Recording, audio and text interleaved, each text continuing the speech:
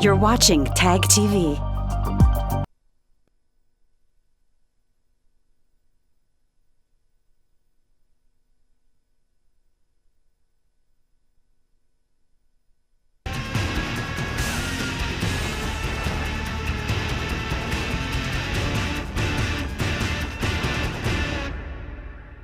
Hello and welcome to Newsweek South Asia, a program that exposes Pakistan's role and nexus in promoting global terrorism and its funding. Here are the headlines. Nawaz Sharif admits Pakistani terrorists carried out 26/11 Mumbai attacks. Taliban and Islamic State militants surge violence to disrupt election in Afghanistan. Pashtun community protests against a human rights violation in Pakistan. And Pakistan violates ceasefire in Jammu and Kashmir. India has long accused Pakistan-based Lashkar-e-Taiba of carrying out the attacks in Mumbai on 26 November 2008 that left 166 people dead. Now, former Pakistan Prime Minister Nawaz Sharif appeared to admit that Pakistani terrorists carried out the 2008 Mumbai attacks known as 26/11 and suggests that terrorist strikes could have been prevented. Newsweek South Asia has a report. The fateful night of 26 November 2008 will never be forgotten. It was then 10 members of the Lashkar-e-Taiba, an Islamic terrorist organization based in Pakistan, carried out 12 coordinated shooting and bombing attacks lasting for 4 days across Mumbai. The attacks, which drew widespread global condemnation, killed 166 people and wounding 293. Mohammad Ajmal Amir Kasab was one among the 10 terrorists captured alive. He confessed to be a Pakistani national who disclosed about his training provided by the Lashkar-e-Taiba. Despite all evidences, Pakistan never accepted India's claim of the attack being perpetrated by terrorists based on its soil. Now, former Pakistan Prime Minister Nawaz Sharif has admitted in an interview with a newspaper that Pakistan terrorists carried out the attacks. It has unmasked Pakistan's dirtiest terror truth. अंतर्राष्ट्रीय स्तर पर अब ये बात साबित कर देता है कि जब नवाज शरीफ साहब जब पाकिस्तान सरकार के प्राइम मिनिस्टर थे तभी उनको यह जानकारी थी। उस वक्त उन्होंने कुछ कोशिश नहीं की कि 26/11 की ट्रायल खत्म जल्दी हो, और इससे ये बात साफ जाहिर हो जाती है कि पाकिस्तान में जो सरकार नाम की चीज कोई नहीं है। पाकिस्तान में जो सरकार चलती है वो सिर्फ कठपुतली सरकार है, और वहां की सरकार सिर्फ आईएसआर पाकिस्तान के आर्मी के इशारों पे नचती है। It is also being reported that Pakistan administration is very upset with Sharif over his comments. The army and Pakistan Prime Minister Shahid Khaqan Abbasi came out with the statements that Sharif's comments were incorrect and misleading. Other political parties were not behind to cash in on the opportunity to slam Sharif over his comments, as the Pakistan general elections are just round the corner. Pakistan is fighting the largest inland war against terrorism today alone. Inside Pakistan, और उसमें हमने अपने अवाम को भी बहुत ठेस पहुंचाई है, बहुत तकलीफें पहुंचाई हैं, खुद तकलीफ बर्दाश्त की है। इंटरनली डिसलोकेटेड लोग हमारे मौजूद हैं, लोगों को घरों से मुंतकिल किया। हमारी हुकूमत ने तो हजारों में, सैकड़ों में लोगों को वापस सेटल किया। So clearly, the Pakistan administration and other political parties are not interested in serving true justice. The fact remains that Pakistan has been breeding, harboring and sending terrorists across the border into India and in Afghanistan. The United States has time and again pulled up Pakistan and slammed them for allowing terror organizations like the Lashkar-e-Taiba, Jaish-e-Mohammed and the Haqqani network to operate from its soil. The military in Pakistan claim to have acted against terror groups, but resources and infrastructure which these terror organizations possess remain intact.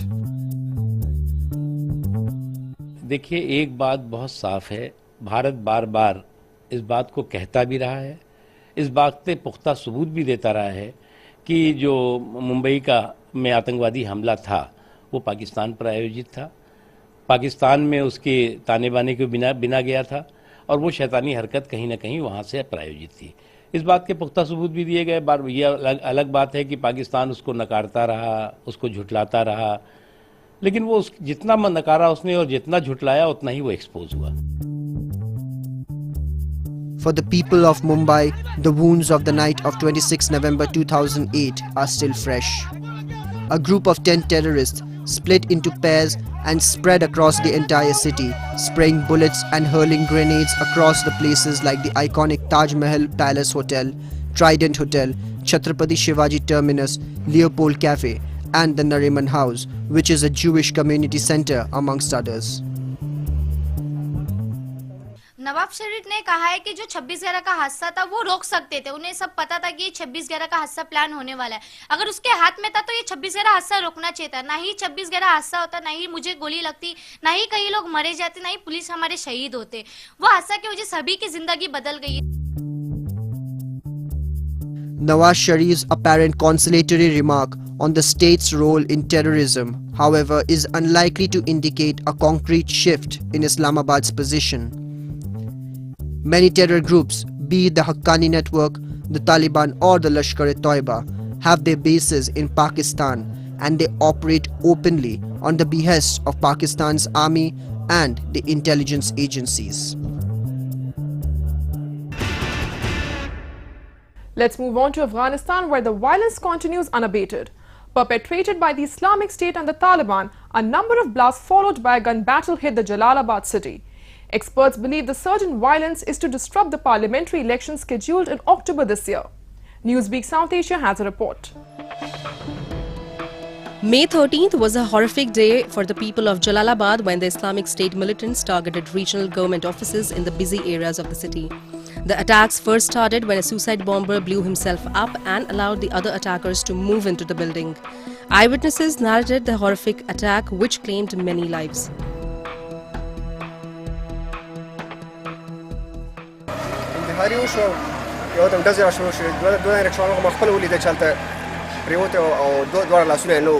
بریدګرو لومړی موټر بم چاودنه وکړه. له موټر بم چاودنې وروسته بریدګر د مستوفیت درید دننه شوي دي. هلته د امنیتي ځواکونو له لورې په ډېر دقت سره د دوی د له منځه وړلو لپاره عملیات پیل شوي دي. Soon the attackers were gunned down by the security forces, but the damage was huge. On May 15th, the Taliban militants with heavy artillery and night vision goggles caused mayhem on the streets of Faran city. The residents were prone to the attack ever since Taliban's capture of the northern city of Kunduz. These are the latest high-profile attacks that have killed and wounded hundreds of civilians this year, putting heavy pressure on President Ghani's government. Many experts believe that the ineffectiveness of NATO has led to the situation worsening. It is a matter of fact, NATO has failed to establish peace and stability in Afghanistan. In fact, they have most of its troops were withdrawn from Afghanistan, and the American policy was there, to ensure, was not to eliminate militancy, but to ensure that Taliban do not come to power. This policy has virtually failed because Afghan army is not well trained. They lack equipment, they lack training, they don't have air cover. So it is just another police force, and in front of them Taliban are much superior group, which is highly motivated and also well equipped, and they're finding it difficult to deal with Afghanistan. So as a result, now the government is collapsing, failing in all fronts. More and more territories Taliban are gaining, getting control of, and more than 70% territory is already in their control. And Kabul is not safe. Other centers are being targeted very frequently. So it looks, if 19 96 type of situation is emerging, and I won't surprise that Taliban took over. Violence has increased since the Taliban announced its annual spring offensive in April, and dozens have been killed in voter registration center in recent weeks ahead of fall elections. Voter registration sites have come under attack as the country prepares to hold the long-delayed elections. It has sparked fears among people who could stay away from polls that are viewed as the major test of the government's credibility. I don't think election is possible, at least in this situation where even the voters, finding it difficult to register. Large number of people have been killed who went for registration. Even the mosque was noticed. Mosque was bombed, where registration center was organized. So in a situation like this, I don't think election is possible. Large number of candidates will be killed, assassinated, and people will not be allowed to vote in the coming elections. That's the scenario which is developing. Be it the Taliban, Islamic State, Haqqani Network or Lashkar-e-Taiba, these dreaded terrorists have centuries near the Durand line inside Pakistani territory. On several occasions, Afghanistan has accused Pakistan of sheltering terrorists who carry out major attacks. However, Pakistan denies allegation of sending militants to Afghanistan. And Pakistan game plan is succeeding in Afghanistan, inching towards pushing Taliban, all sorts of support, And Americans are not building enough pressure on Pakistan to contain Taliban or to still the militant camps of Taliban are operating in Pakistan territory from where they are. Although Americans have condemned it, Americans have raising the issue time and again, but enough pressure has not been built on Pakistan. So the problem of Afghanistan, the problem of Afghanistan is basically is in Pakistan. The worsening ties between Pakistan and the United States are also causing ripples in Afghanistan. Pakistan is making no attempt to fight against the Taliban, Islamic State and Haqqani Network, which continues to launch attacks in Afghanistan. The security situation in Afghanistan seems to be worsening in the days to come.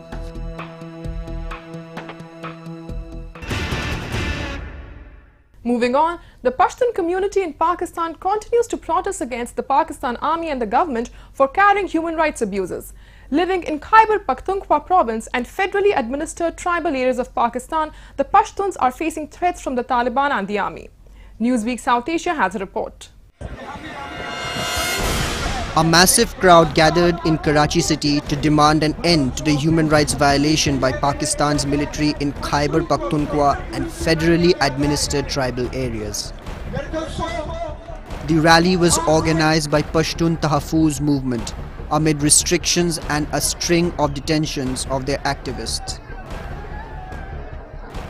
The chief of PTA, Manzoor Pashtun, who was denied to board a flight to Karachi, reached the venue after travelling 1400 kilometers by road.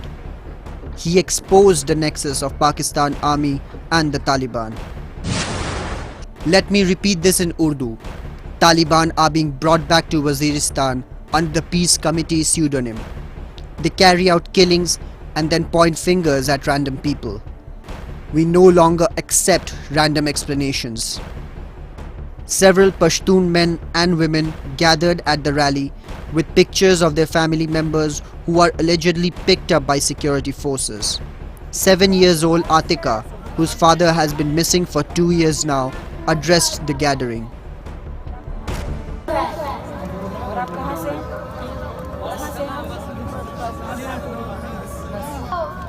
आप कहाँ से हो? अबू का नाम क्या है? अबू का नाम क्या है? उमर फारूक है।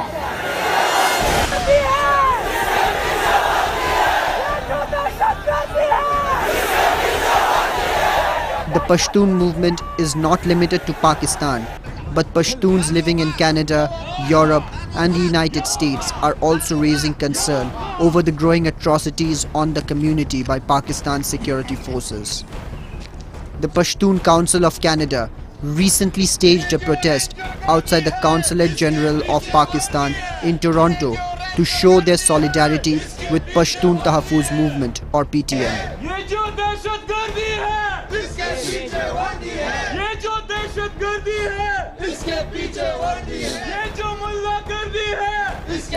The protesters chanted anti-Pakistan slogans, blaming Pakistani security agencies for state-sponsored terrorism. They also demanded the release of around 150 PTM activists who have been recently arrested. Pashtuns have long blamed that they have been targets of military operations, internal displacement, ethnic stereotyping, and abductions by Pakistan security forces. This gathering, this protest was on a short notice just to record our condemnation of the security agencies of Pakistan against the security agencies of Pakistan. After this, we're gonna have a larger program for protest throughout Europe, throughout North America. Karachi में जारी रियासती दहशतगर्दी के खिलाफ शदीद एहतजाज करता हूँ, आवाज़ उठाता हूँ और उसको कंडेम करता हूँ। मैं पख्तून तहफ़्फ़ुज़ मूवमेंट की भरपूर हिमायत का ऐलान करता हूँ और मैं अपने मुहिब वतन पाकिस्तानी, अपने मुहिब वतन कौम को ये बताना चाहता हूँ कि आइए और एक ट्रूथ एंड रिकन्सिलिएशन कमीशन का मुतालबा करे ताकि सुप्रीम कोर्ट और दूसरे आलमी इदारे पाकिस्तान में आकर पख्तूनों के साथ जारी जुल्म और तशद्दुद का पता करे, उसका हाल पूछे। और मैं ये भी कहना चाहता हूँ, ये बात मैं पूरे वसूख से कहना चाहता हूँ कि हमारे रियासती इदारों, हमारे सिक्योरिटी इदारों के अंदर दुश्मन के लोग घुसे हुए हैं जो तनख्वाहों पे काम कर रहे हैं, जो कि पाकिस्तान को तोड़ना चाहते हैं। हम पुख्तून पाकिस्तान को बचाना चाहते हैं और ये मुल्की इदारे पाकिस्तान को तोड़ना चाहते हैं। जिस तरह और ये तजुर्बा हम देख चुके हैं कि 1971 में हमारी फौज ने अपने मुल्क के 2 लाख कर दिया और बंगालियों को हुकूक नहीं दिए, उनको टार्चर किया।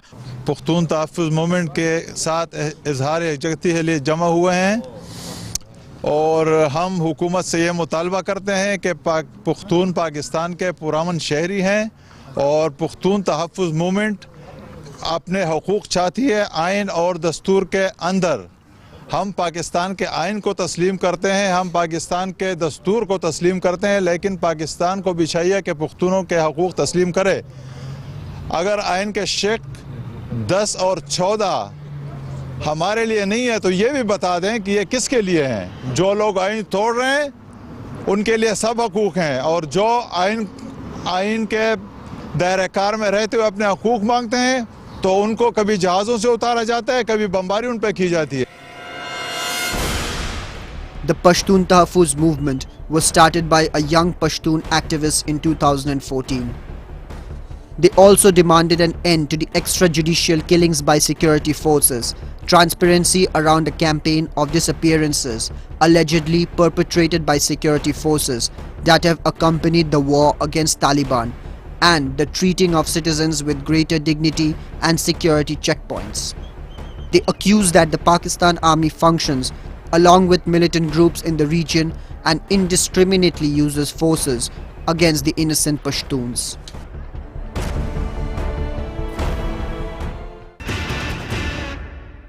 Let's talk about India's Jammu and Kashmir, where the Pakistan-backed militancy has caused much damage. However, the security forces have got success in eliminating at least 64 terrorists till May 6 this year in 24 operations in South Kashmir, the highest in a decade for the period.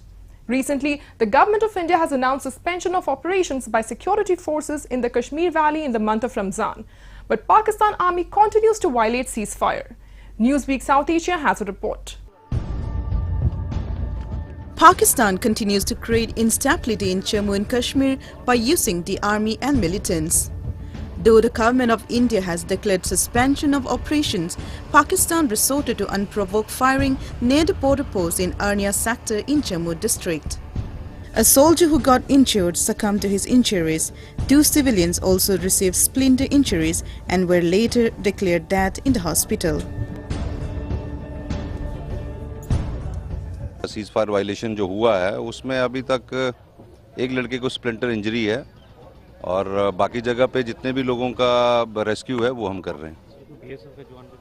BSF का जवान जो है रात को एक 192 battalion के जवान के जख्मी होने का इंफॉर्मेशन आई थी करीब रात को 12 के 1 बजे और बाद में पता चला कि वो शहीद हो गया है और उसके बाद ही बीएसएफ ने यहाँ से उनकी सीज फायर वायलेशन का जवाब देना शुरू किया। This incident at Araspura is a continuation of all the various incidents which are happening in J&K for so many years. That the Pakistani army is launching their terrorist elements from the POK areas with the launching pads, and since our policy is that we will only react after the attack, then we wait for it to happen. The initiative is in hands of the Pakistani based terrorists and their army, and surprise is they spring a surprise on us, and then when we retaliate, then we have a couple of our people dead. Now we are very sad about the martyr. Our one BSF has been martyred and civilians are dying innocent. So this will continue until and unless we change our policy and become proactive and start attacking the Pakistan army bases, supporting the terrorists in the POK area. Then only our policy will show effect. It is also instigating Kashmiri youth to take up arms. Data reveals that more than 40 men had joined the terrorist ranks in the past 4 months. For whole in 2017, recruitments to various terror groups stood at 147. There has been a surge in local Kashmiri youth joining terror groups after the killing of Hizbul Mujahideen commander Burhan Wani in an encounter with security forces on July 8, 2016. As the government has announced suspension of operations in Jammu and Kashmir during the holy month of Ramzan, experts and politicians have mixed reactions. It's a great step forward. It reminds me of Vajpayeeji's era when he did unilateral ceasefire, and that was welcomed by Pakistan also, and it stayed for many years. We progressed. We had peace on the border. I think this is a very unfortunate decision. The situation in Kashmir is absolutely not conducive for any such initiative. Purely as an army man, I am disappointed. This will give them opportunity to regroup, to reform, to consolidate, and to gather more strength. The unilateral ceasefire, popularly known as non-initiation of combat operations, was once implied in November 2000, but it led to the militants carrying out attacks in army cantonment, police control rooms, and also the Srinagar airport. Now the security forces have kept their fingers crossed, and despite the suspension of operations, they are ready to take up any challenge.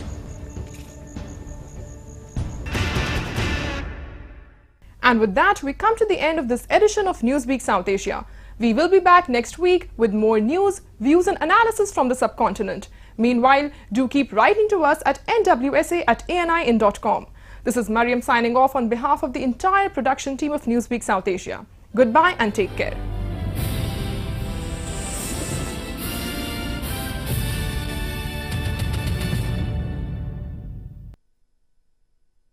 You're watching TAG TV.